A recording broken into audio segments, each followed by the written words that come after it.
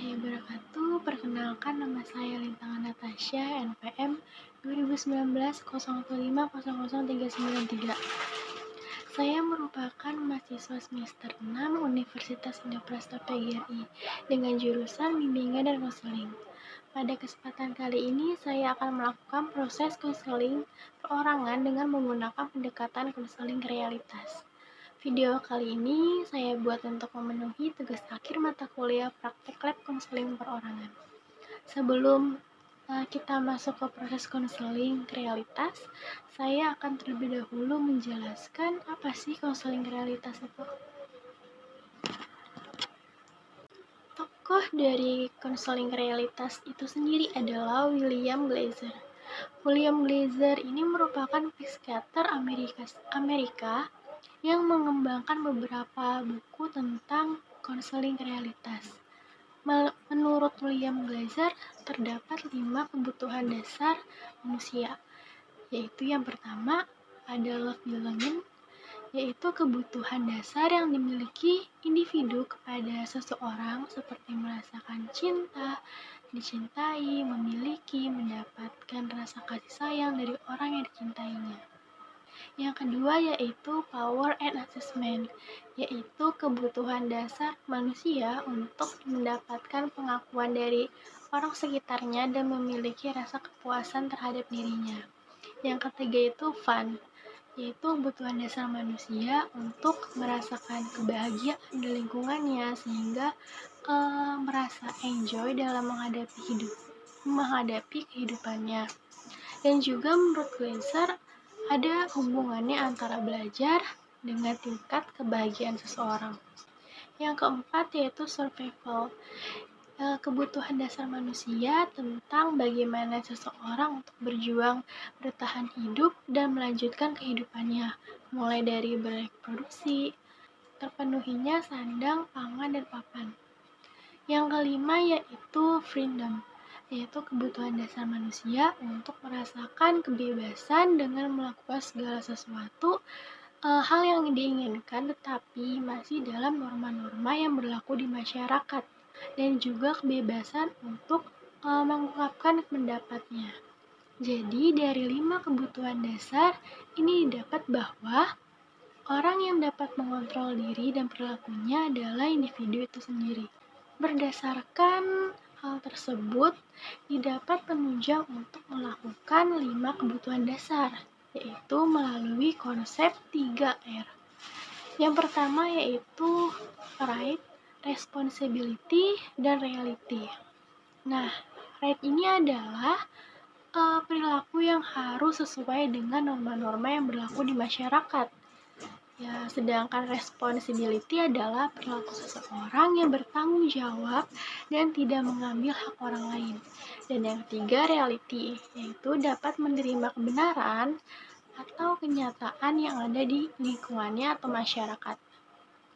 Nah, terdapat prosedur dalam melakukan konseling realitas, yaitu ada wait, doing, evaluasi, dan planning. Wait itu adalah konselor menggali harapan-harapan atau keinginan klien.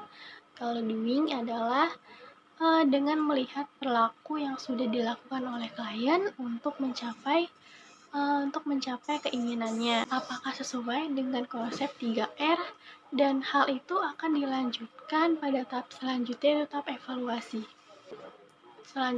tahap evaluasi. Konselor melihat apakah perilaku sudah mencapai keinginannya atau belum. Dan ketika belum tercapai keinginannya, konselor dapat menganalisa perilaku klien yang salah. Dan yang keempat yaitu planning. Ketika pada tahap evaluasi tidak mendukung keinginannya, maka klien dan konselor akan membuat rencana-rencana perilaku baru yang sesuai dengan keinginannya. Setelah teman-teman sekalian mengetahui pengertian dari konseling realitas itu sendiri, selanjutnya kita akan memasuki proses konseling. Sebelumnya saya akan mendeskripsikan terlebih dahulu kasus yang akan saya angkat pada video kali ini. Saya mengambil masalah atau kasus dari Diana yang berusia 26 tahun. Diana merupakan anak terakhir dari 2 bersaudara. Ia memiliki kakak laki-laki dan sejak kecil Diana sudah diurus oleh kakaknya. Tetapi karena kakaknya sudah menikah dan memiliki keluarga, Diana dan kakaknya sudah tidak dekat lagi. Dan dari Diana kecil, Diana memang tidak dekat dengan orang tuanya karena kedua orang tuanya itu sibuk bekerja. Diana sering merasa kesepian ketika kakaknya sudah menikah, sampai pada suatu saat bertemu dengan teman sekolahnya dan berpacaran. Kini hubungannya dengan pacar itu sudah berjalan selama 7 tahun. Selama 7 tahun ini, yang dulunya Diana merasa kesepian, kini Diana merasa hidupnya itu terisi karena kehadiran dari pacarnya tersebut yang sering menemaninya, menghiburnya, sampai pada suatu saat pacarnya ini memberanikan diri untuk bicara jujur dengan Diana, dan ia berkata bahwa dirinya ini memiliki kelainan, yaitu menyukai sesama jenis. Dan mendengar hal tersebut, Diana sangat kaget dan berusaha untuk mempercayainya bahwa ia akan berubah. Setelah lama menunggu cukup lama, Diana merasa selama ini dirinya hanya buang-buang waktu saja, dan ia merasa lelah dan capek.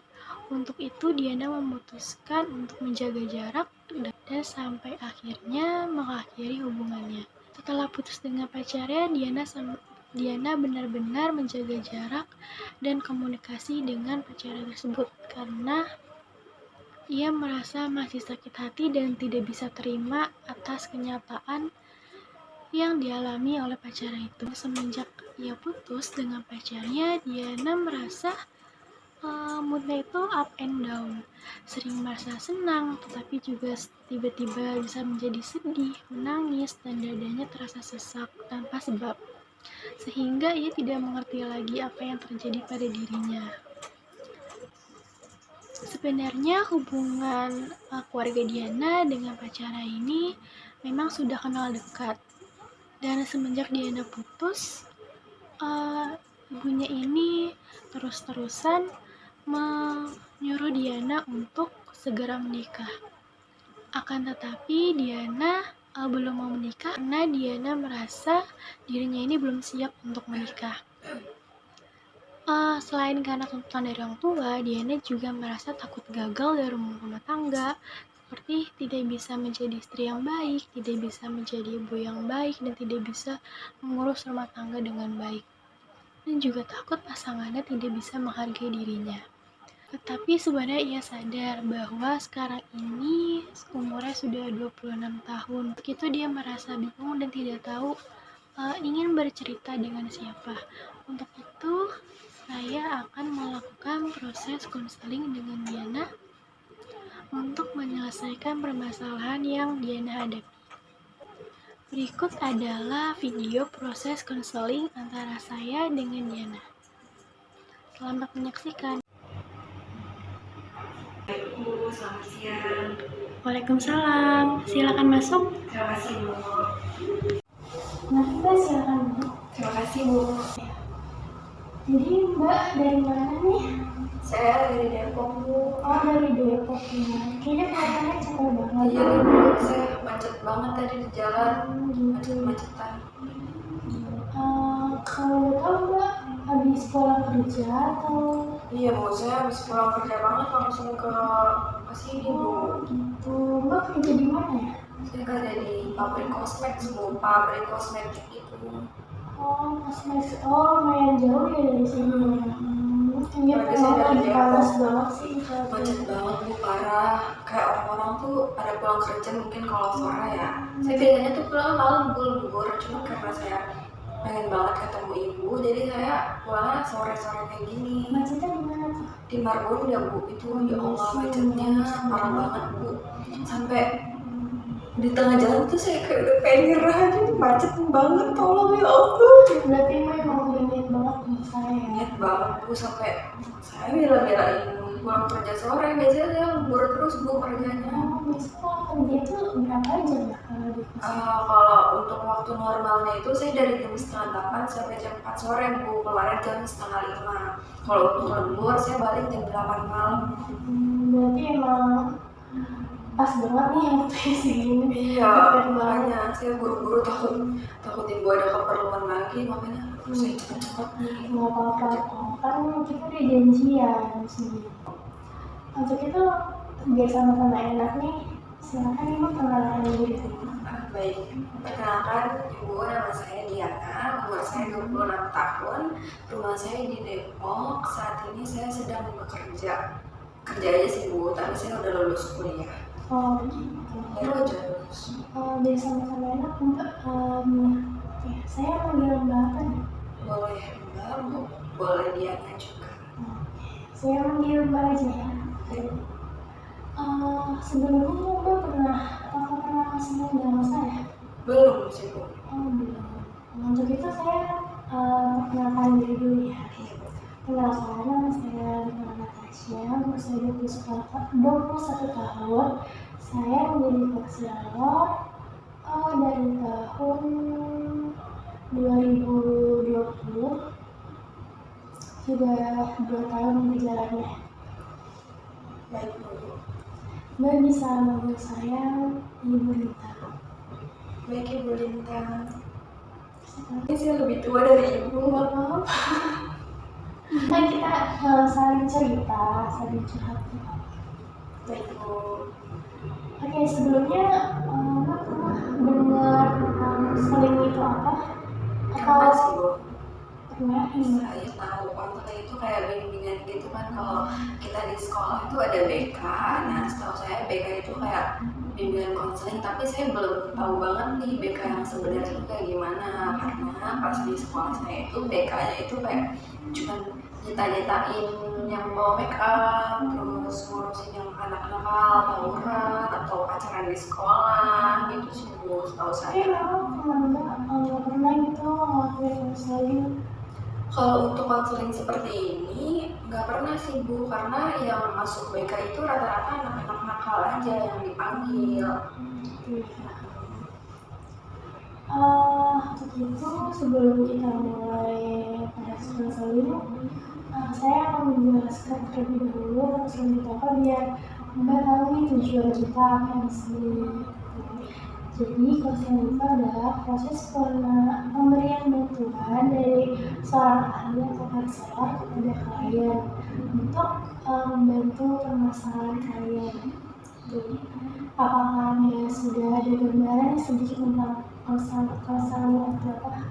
Ada sih Bu, jadi saya ceritain masalah saya, nanti emang saya tujuan kesini sih buat dapat arahan dari Ibu tentang permasalahan yang saya alami sih gitu Bu.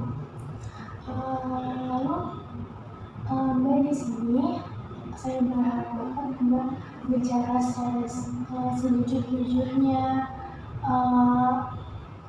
keluarkan aja apa yang Mbak pengen katakan, apa yang Mbak rasakan, biar nanti saya bantu, biar saya tahu gitu Mbak maunya apa gitu. Baik Bu, saya insya Allah bakal cerita ini sebenarnya Bu, karena saya udah benar-benar tahan banget pengen cerita Bu. Saya memegang asas sebenarnya itu ada asas kerahasiaan, dimana saya akan menjaga rahasia Mbak. Jadi Mbak tidak perlu khawatir kalau misalkan Mbak ingin bercerita dengan saya takut masalah Mbak atau rahasia Mbak terbongkar, itu tidak akan terjadi kalau tanpa seizin Mbak. Baik Bu, jadi ketika saya bercerita, jadi saya nggak usah takut lagi ya Bu, kalau misalkan cerita saya bakal kesebar. Makanya saya juga mau kesini Bu, saya percaya sama Ibu kok. Bagus sekali Mbak sudah percaya dengan saya. Sebelumnya apakah Mbak ada yang menanyakan dengan saya? Sejauh ini belum sih Bu. Jadi bisa kita mulai. Kita nafas dulu biar sama-sama. Saya boleh cerita ya Bu? Iya, silakan. Jadi gini Bu, Saya ini sekarang umur 26 tahun. Nah, sebelumnya itu pas saya masih sekolah, saya tinggal sama kakak saya. Kakak saya itu udah menikah dan punya keluarga lah, intinya gitu ya. Nah, kenapa saya tinggal sama kakak saya ini? Karena orang tua saya itu sibuk kerja, Bu, jadi nggak ada waktu buat ngurusin saya. Jadi saya dilempar ke kakak saya ini. Nah, di kakak saya ini juga saya nggak dapat perhatian banyak gitu, Bu. Saya merasa kesepian juga. Nah, terus saya punya pacar, Bu. Semenjak adanya saya hadiran pacar saya punya pacar. Di situ saya merasa hidup saya lebih terisi, Bu. Pacar saya ini yang selalu menemani saya kemana-mana. Kemudian kalau misalkan kemarin saya pas kuliah itu nyusun skripsi, nah itu pacar saya ini bantu saya buat revisi, Bu. Selalu ada pokoknya, Bu, dari tenaga, uang, waktu, itu pacar saya tuh selalu memenuhi itu kebutuhan itu sama saya, Bu. Nah, kemudian beberapa minggu yang lalu saya mencari tahu sendiri sih, Bu, ada kejanggalan gitu. Nah, saya cari tahu sendiri, saya kaget banget, Bu, melihat kebenaran itu. Ternyata pacar saya ini menyukai sesama jenis, Bu. Saya kaget banget, Bu. Itu benar-benar saya sedih banget, ya Allah, kenapa harus suka sesama jenis sedangkan kita sudah melakukan hubungan selama 7 tahun. 7 tahun itu bukan waktu yang sebentar, Bu, bagi saya.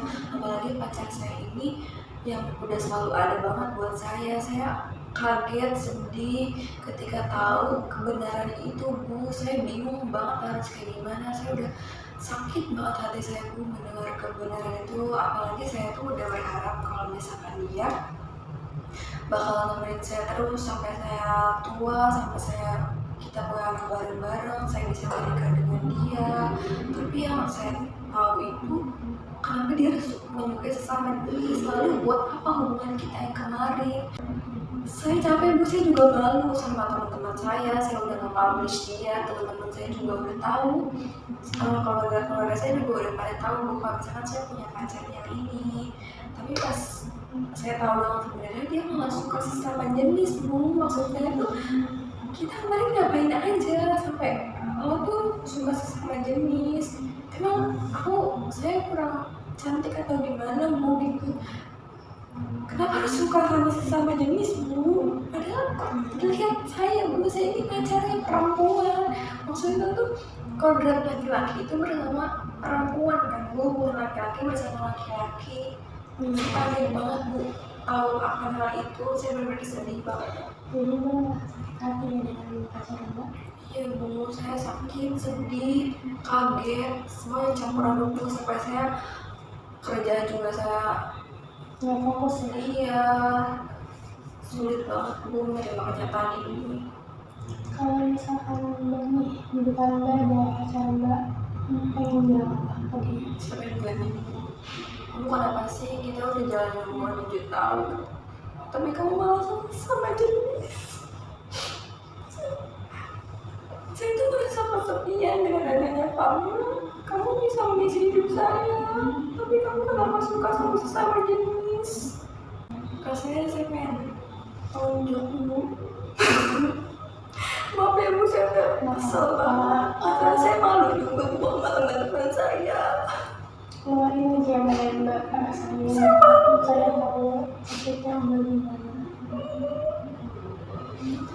Tapi kan Mbak kan dari sekarang udah nggak berhubungan lagi ya sama dia. Enggak sama sekali.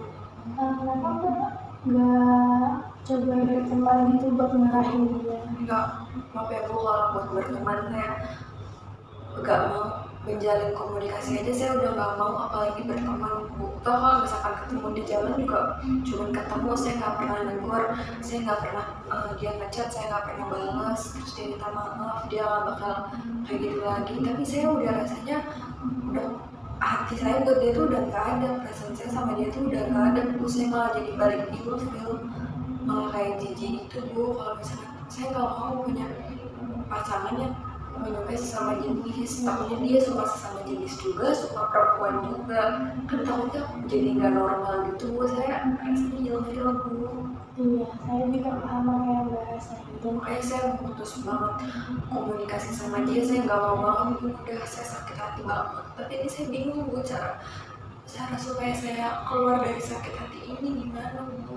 Ya udah, itu harus ikhlas. Emang gak gampang ikhlas, tapi itu butuh waktu. Tadi kan Mbak bilang katanya orang tua Mbak tahu ya kalau Mbak pacaran dengan dia. Lalu respon orang tua Mbak gimana? Orang tua saya benar-benar kaget banget Bu tahu akan hal itu. Orang tua saya juga udah mengamanatkan saya dengan dia, makanya orang tua saya udah percaya banget dia bisa ngejagain saya ini Bu. Tapi orang tua saya tahu dia menyukai sesama jenis, orang tua saya benar kaget, sekaget-kagetnya.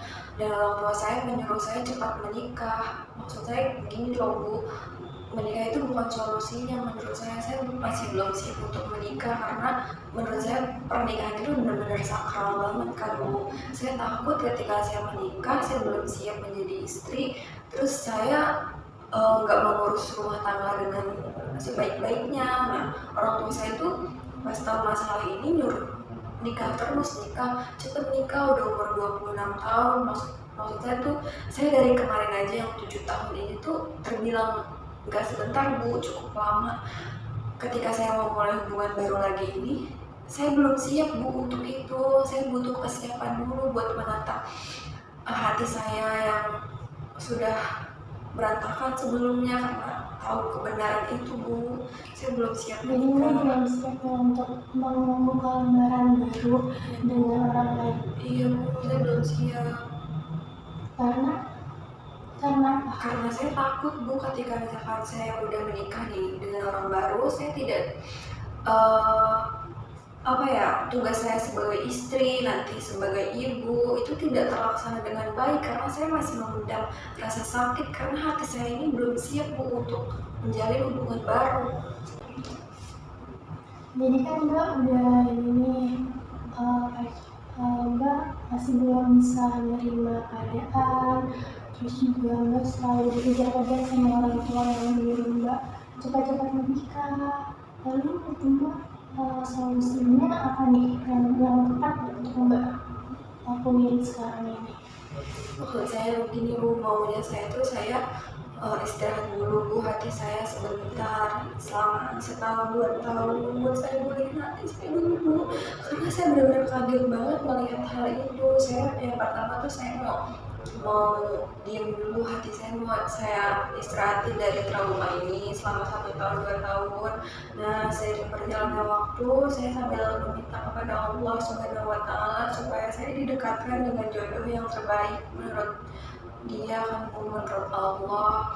Kemudian saya pengen sih Bu kayak membangun relasi dengan orang-orang yang lebih berkualitas lagi Bu, kayak misalkan di kantor saya tuh, di tempat kerja saya ada organisasi kayak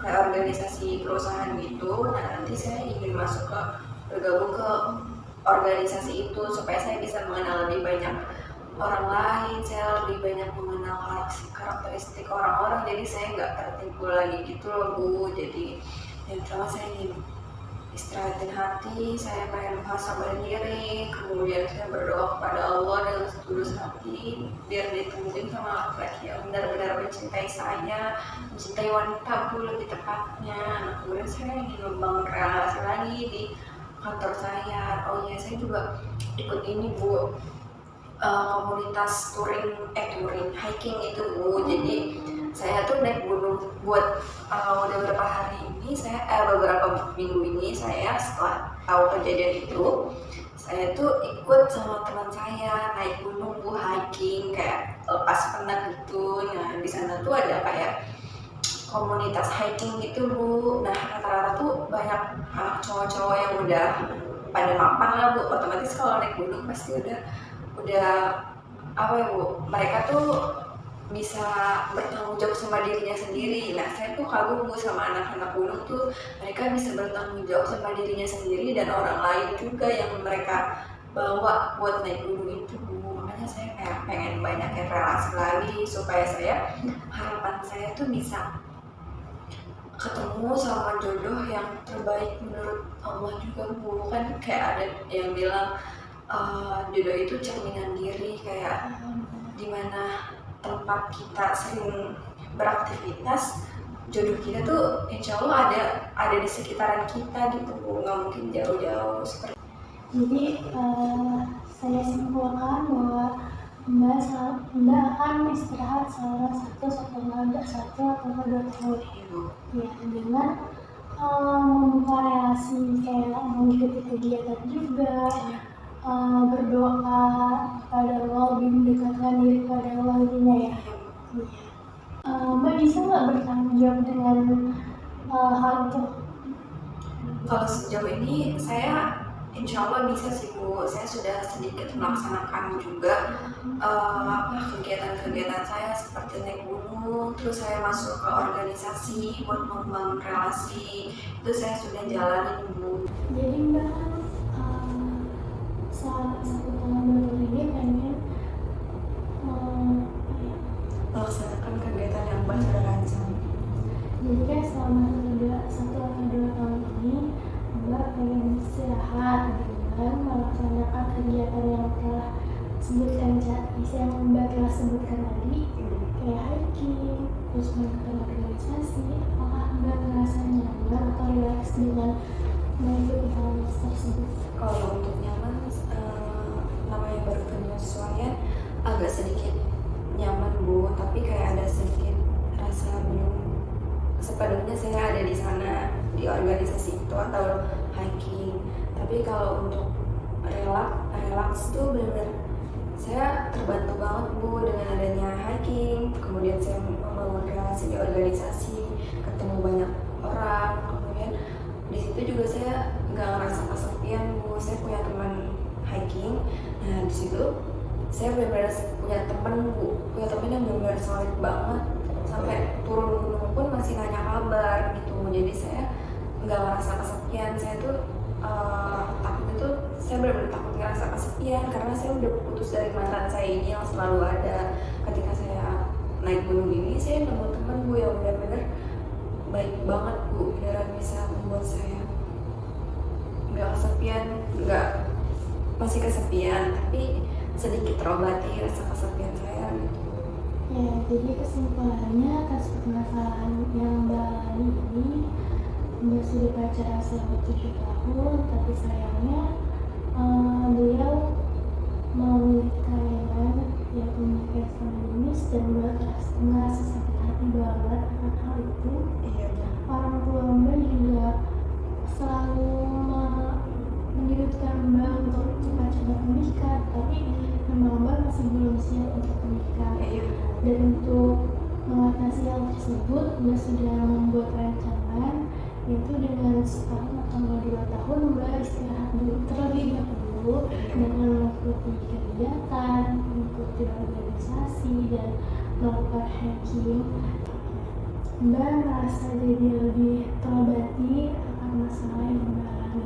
Apakah seperti itu? Iya Bu, seperti itu. Oke. Oh ya, lalu setelah kita ngobrol nih lumayan cukup setengah jam ya tadi kita ngobrol. Iya Bu, lumayan. Gimana nih apa yang Mbak rasain sekarang? Apakah lebih lega? Apa gimana? Kalau untuk perasaan sih saya lebih lega ya Bu, karena saya udah berani ngungkapin cerita itu Bu, karena saya benar-benar takut banget buat ceritakan hal ini ke siapapun kecuali orang tua saya Bu. Saya takut cerita tuh karena saya malu banget Bu. Saya udah ngumbar-ngumbar saya pacaran sama dia atau dia kayak gitu.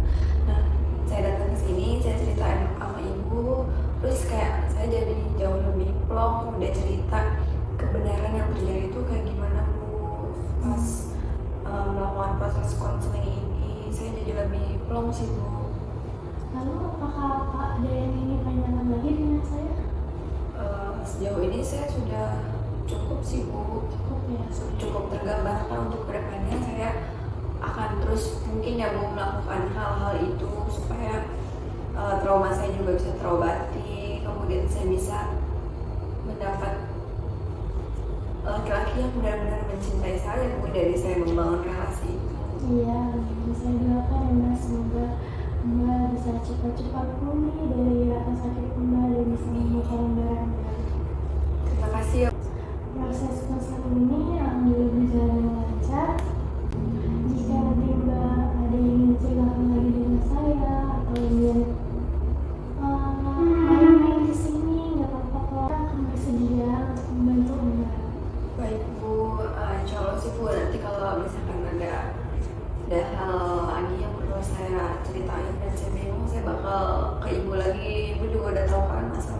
kayak gimana. Jadi kalau misalkan saya cerita lagi juga pasti ibu udah paham alurnya kayak gimana. Pasti saya bakal kesini lagi kok bu. Makasih ya bu udah dengerin saya. Ya udah bu. Iya. Makasih bu. Ya udah bu, kalau gitu saya pulang dulu ya bu.